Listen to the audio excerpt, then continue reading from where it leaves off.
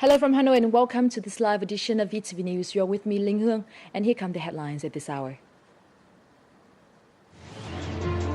State President Trương Tân Sang and his Czech counterpart, Miloš Zeman, held 65 years of diplomatic ties. Vietnam and the United States aim to achieve greater consensus on human rights through open dialogue. And Austrian documentary makers feature Vietnam's total conservation. Now, first up, State President Trương Tân Sang was received by his Czech counterpart Miloš Zeman in Prague 2 days ago as part of his official visit to the Czech Republic. Following his arrival and meeting with Czech Republic President, the two leaders participated in a press conference and together held 65 years of Vietnam-Czech diplomatic ties. VTV reporters were there to tell you more. At the conference, the two presidents described the progress in the bilateral cooperation between the two countries.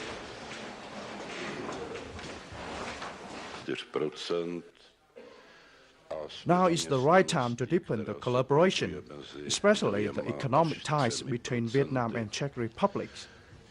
I highly appreciate the efforts of the Vietnamese government to implement the administrative reforms to attract more foreign investment. Also, the Vietnamese community in the Czech Republic is a good example for the other communities to follow. Vietnamese people are very hard-working. Vietnamese students study very hard at school. The Czech president promised the continued support of the Czech government towards the Vietnamese community living in the country. Vietnam received much help and support from the Czech people during our fight for independence. These days, there are thousands of Vietnamese people studying abroad in the Czech Republic, and they are holding important positions in the Vietnamese government. The Czech government also supports Vietnam in our bid to sign an FTA with the EU. With this good history in diplomatic relations between the two countries, I believe we will achieve more positive results in our future collaboration.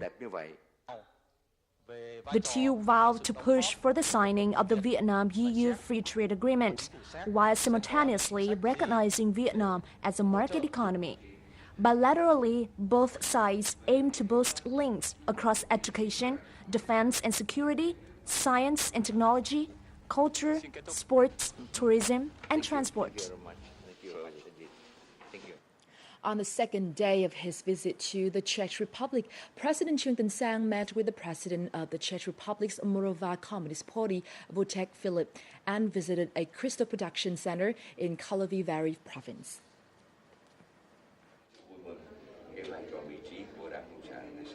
At his meeting with the president of the Czech Republic's Moravská Communist Party and vice president of the lower house, Vojtěch Filip, President Sang lauded his efforts to boost parliamentary cooperation between the two countries, which he said would contribute to bilateral cooperation in various areas. He added that he is pleased to see the relations between the Communist Party of Vietnam and the Czech Republic's Moravská Communist Party continue to be maintained and developed over the years. He also expressed his belief that with the right policies, the Moravská Communist Party can have an increasingly important position in the Czech Republic's political system. President Trương Tân Sang also visited a crystal production center in Karlovy Vary province and had a working session with the governors of the province and the city of Karlovy Vary. During his visit, President Sang also asked local leaders to consider the establishment of ties with Vietnamese localities to share their experiences in urban development. Also, during his visit, State President Trương Tân Sang and Czech President Miloš Zeman attended Vietnam-Czech Economy Tourism Cooperation Forum on May 11th in Prague. The event was organized by the Vietnam Chamber of Commerce and Industry, or VCCI, the Bank for the Investment and Development of Vietnam, or BIDV, and the Czech Confederation of Industry and Transport. Speaking at the event, Czech President Miloš Zeman said that Vietnam has made many achievements in economic development especially in the 15 years since he's visited the country as Prime Minister. The Czech Republic recognizes Vietnam as a fast-growing nation with great potential for investment. He said that Czech investment projects in Vietnam had a success rate of 95%, and he hoped that soon Vietnam would resolve the problems that the remaining 5% are facing.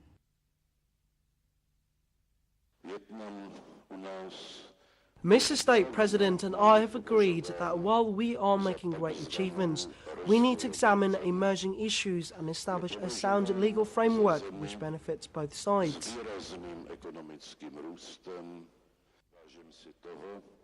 Vietnam is one among the Czech Republic's 12 prioritized markets from 2012 to 2020. Trade turnover increased from $92.12 million in 2006 to nearly $300 million in 2014. The Czech Republic currently has 26 investment projects in Vietnam with a combined investment capital of $65 million.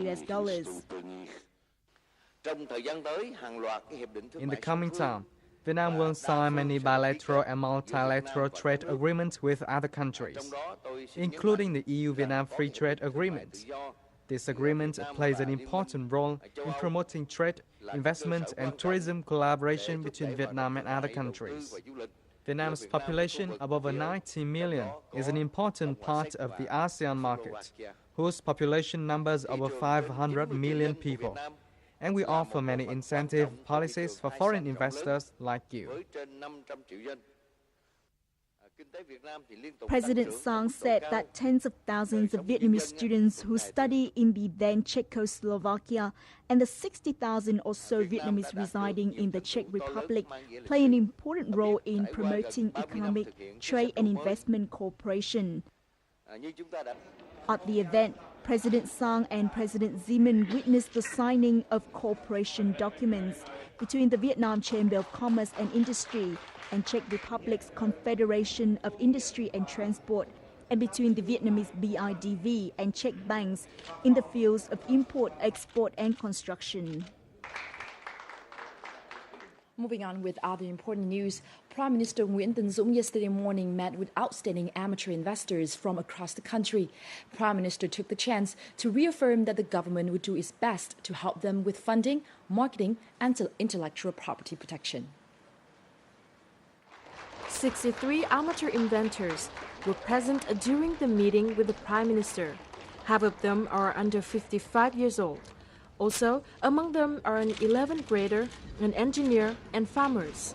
These 63 inventors have so far created 90 applicable products, most of which are used in the agricultural sector. At the meeting, the Prime Minister affirmed the importance of boosting technological application in every field in the current context of global integration. By doing so, each citizen can contribute to cost-cutting, increasing business, and boosting the country's competitiveness.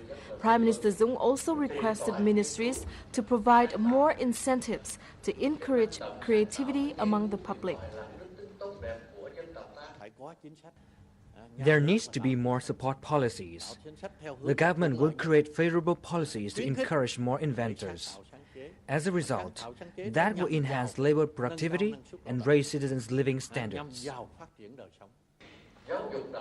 Also on this occasion, Prime Minister Dũng encouraged the inventors to continue improving themselves, to be more professional and creative, to create products for not only themselves, but the community as well.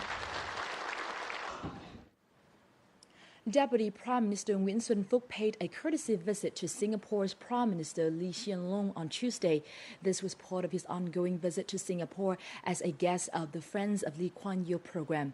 The Deputy Prime Minister asked Singapore to continue encouraging their companies to invest in Vietnam. He proposed that Singapore encourage investments into key areas in Vietnam, such as infrastructure, manufacturing, high technology, lodging services, tourism, energy, and oil and gas. For his part, the Singaporean Prime Minister said he expected to launch the 6th and 7th Vietnam-Singapore industrial parks this year. He said Singapore is ready to provide technical assistance to improve and develop human resources in Vietnam. Regarding international and regional issues, the two sides highly valued the positive and effective cooperation at multilateral forums, agreeing that peace, navigation and aviation security and safety in the EEC are of mutual benefit to ASEAN and the region's countries.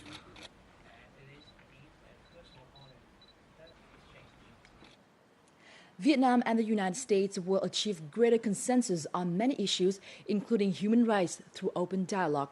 This in turn will facilitate Vietnam's accession to the Trans-Pacific Partnership, also known as the TPP. The statement was made at a press conference with Tom Malinowski, the U.S. Assistant Secretary of State for Democracy, Human Rights and Labor, on Tuesday.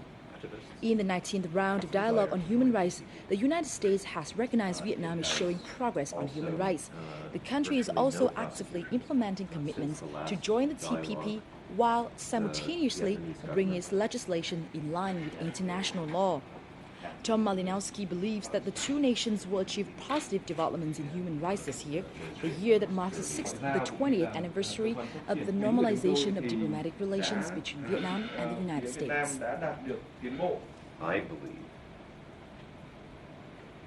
as the top human rights official in the U.S. security. Small and medium-sized enterprises, also known as the SMEs, account for a large proportion of Vietnam's economy. In recent years, SMEs in Vietnam have recorded significant developments. However, they can still improve their performance further, and they must be well prepared to take all the opportunities that are brought about by the forthcoming implementation of the ASEAN Economic Community, also known as the AEC framework. And this is the view of experts voiced at a conference on SMEs and government business policies. The conference was held by the Institute of Southeast Asian Studies in Singapore.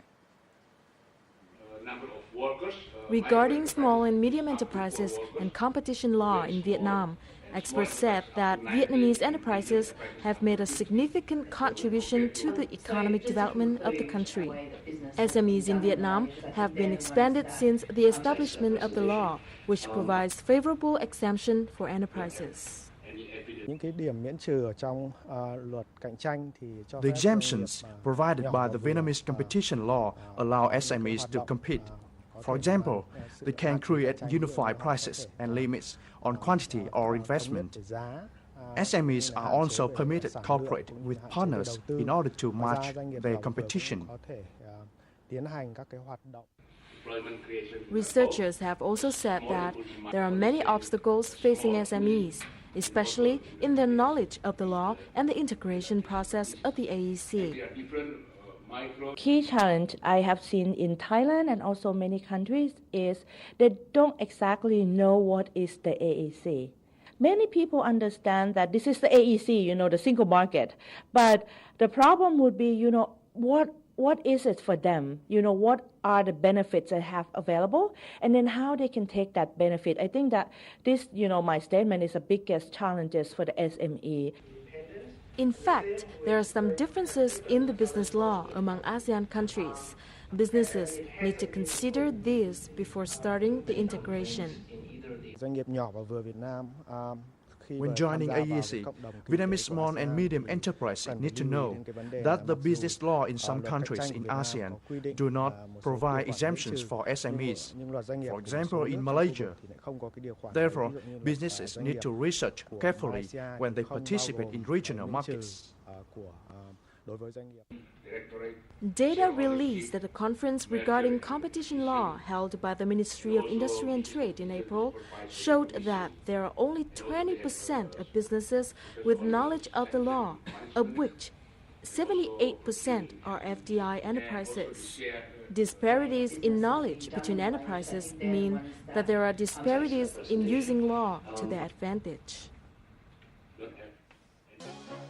Coming up next on VTV News, Japan seeks to help Vietnam upgrade the quality of vocational training. And Austrian documentary makers feature Vietnamese turtle conservation.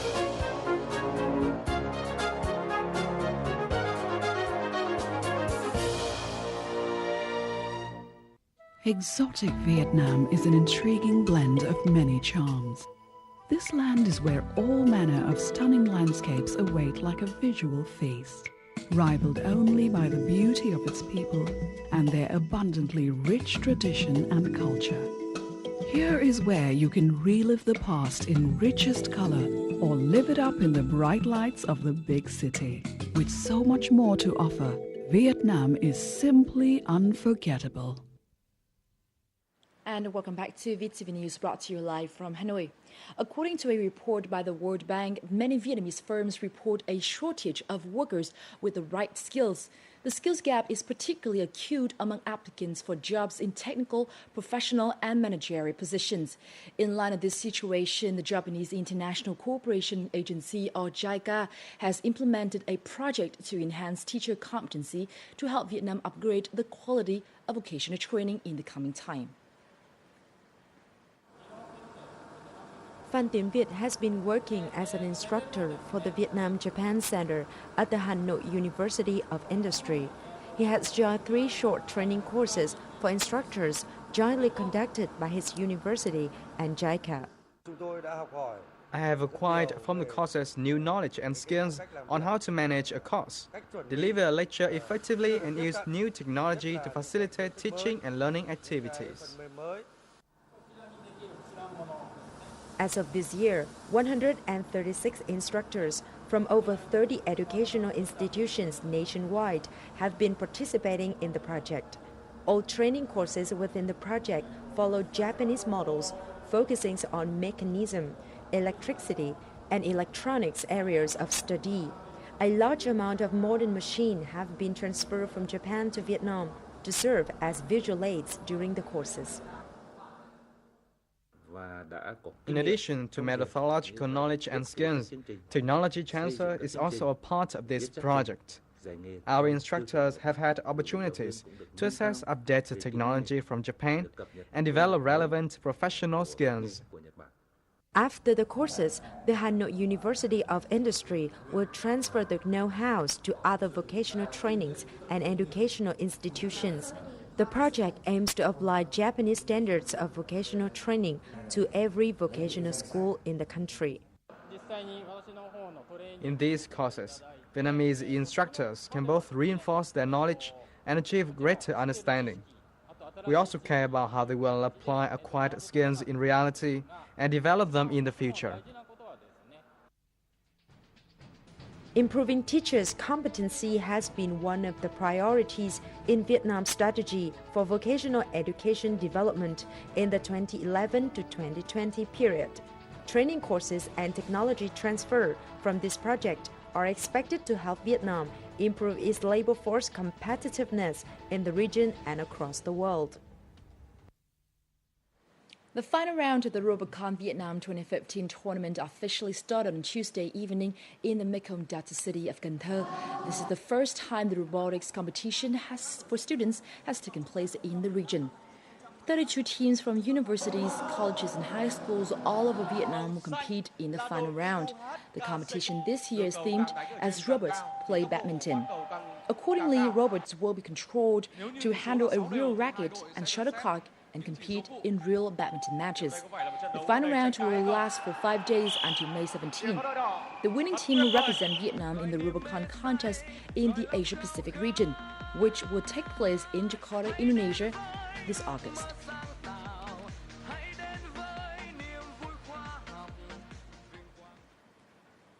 Environmental pollution, especially air-related pollution, is still a concerning issue in metropolitan cities, including Hanoi.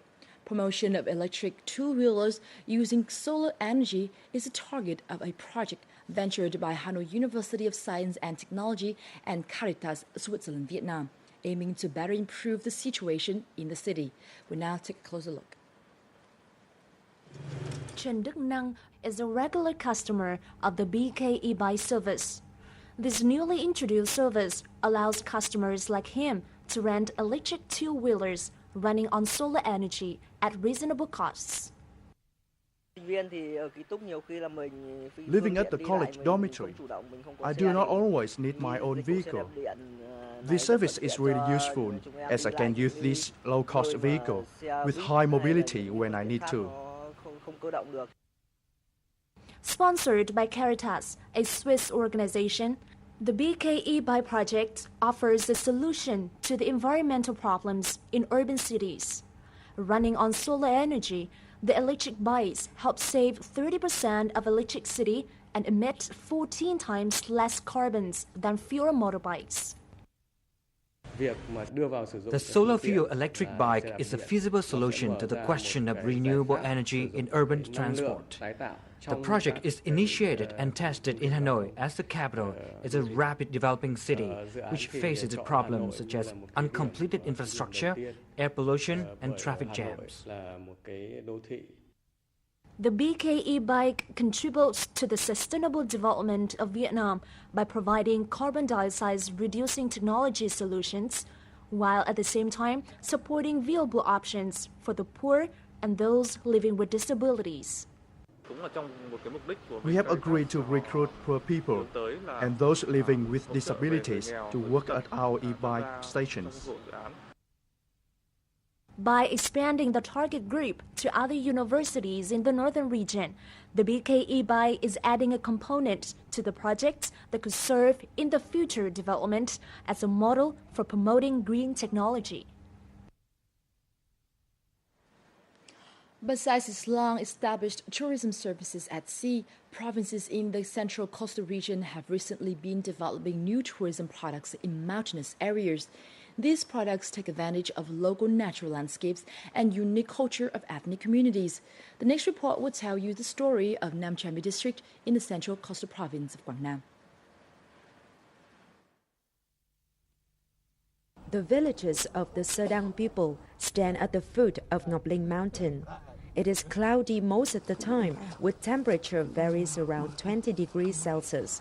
There is no sign of cement roads, so the sound of vehicles is also rare. Sedang people enjoy authentic and unspoiled lives. We found opportunities to promote homestay service in the villages, so visitors can experience Sedang people's traditional lifestyles and culture. I think tourism services in Ngọc Linh Mountain will develop in 1 or 2 years, and it will become a hot travel destination in the central region of Vietnam. Currently, local communities of over 130,000 ethnic people have been living in the province and preserving the traditional culture. That offers huge potential for the province to develop tourism. In addition to that, the province's geographical features and forest ecosystem also support adventure travel expansion. Nam Cha My district and Ngọc Linh Mountain are located near Kon Tum province in the Central Highlands, so I think we can design tours that connect the two areas for visitors. In order to build a development plan for mountainous villages, Nam Cha My district authorities and representatives from travel agencies took a field trip to Ngọc Linh Mountain. Besides community-based tourism, they also explore a new development opportunity from ginseng products. This solution is expected to help poor households to improve family incomes and earn stable livelihoods. I found tourism development projects very feasible in mountainous areas of Quảng Nam province. In addition to that, infrastructure and transport will also be taken into account to realize the set targets. In 2014, Quảng Nam welcomed 3.7 million visitors, and its tourism sector generated over $461 million, ranking the highest among the central provinces. With the new plan sketched, the province tourism is forecast to develop more in the time to come. The 9th Ethnic Sports Festival officially kicked off on Tuesday in the Central Highland province of Kon Tum as part of activities to mark the 125th anniversary of President Ho Chi Minh's birth. Over 1,000 athletes from 14 southern provinces and cities are competing in traditional games like stick pushing, crossbow shooting, tug of war, and stilt walking. The festival aims to develop a sporting and physical training movement to improve the health and spiritual lives of ethnic groups, in addition to preserving their traditional cultural values and strengthening solidarity among ethnic groups in the south of Vietnam.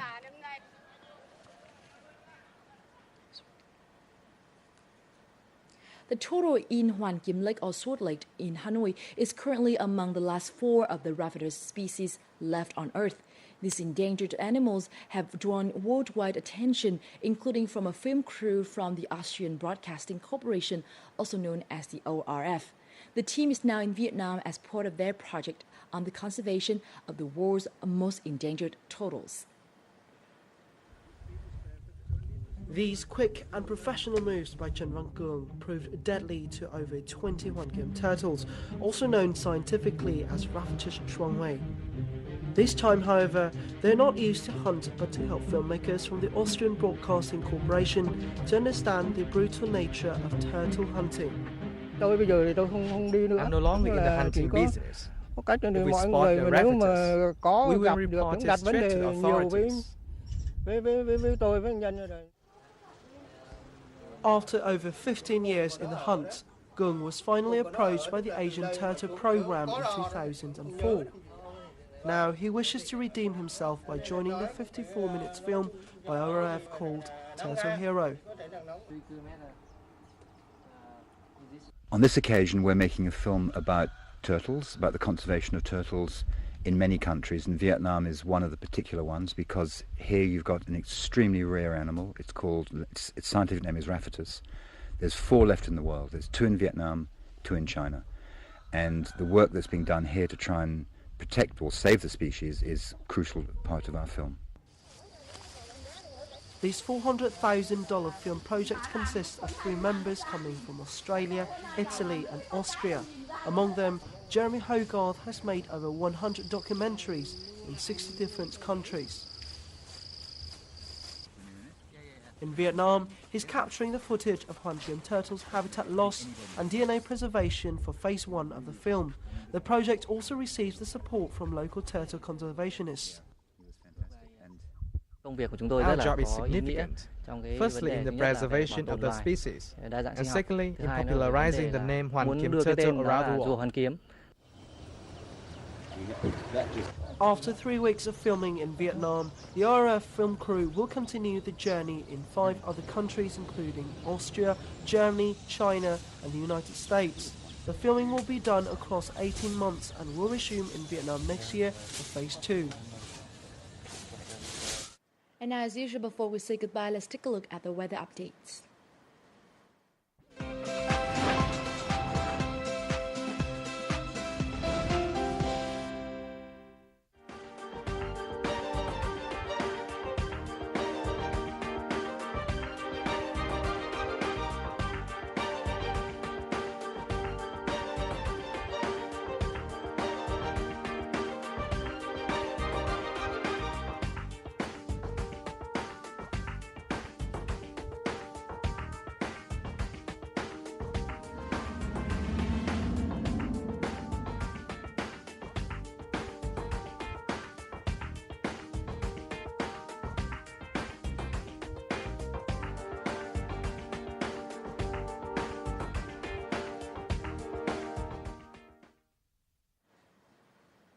And that just wrapped up this live edition of VTV News. Thank you very much for being with us. For more updates, please log on to vtv4.vn or youtube.com/vtv4go. And goodbye for now from Hanoi.